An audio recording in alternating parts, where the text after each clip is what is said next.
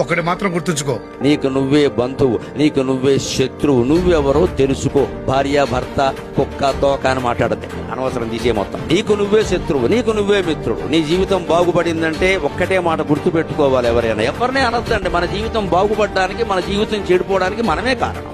మనమే ప్రధాన కారణం. కనీసం 90% కారణం మనమే. బాగుపడడానికి కూడా మనమే కారణం అండి. ఏ గురువులు ఎంత ఉపదేశం చేసినా విద్యార్థి చదువుకోకుండా చదువు రాదండి. గురువు అనుగ్రహం అని గౌరవానికి అంటాం. ఎవరో అనుగ్రహిస్తే వచ్చేస్తాయి, వాడు కష్టపడలేదా? అలాగే విద్యార్థి చెడిపోతే కూడా గురువు బాధ్యత వహించాలి. అలా వాడే ప్రధానం. ఏ గురువు శిష్యుడిని చెడగొట్టాడు. కొన్ని పొరపాట్లు చేసి చెడగొట్టారు కదండి. ఏ మిత్రులను చెడగొట్టారని మిత్రుడే చెడిపోతాడు, మనవాడే చెడిపోతాడు. కాబట్టి మనం తోసేస్తూ ఉంటాం పక్కవాడు.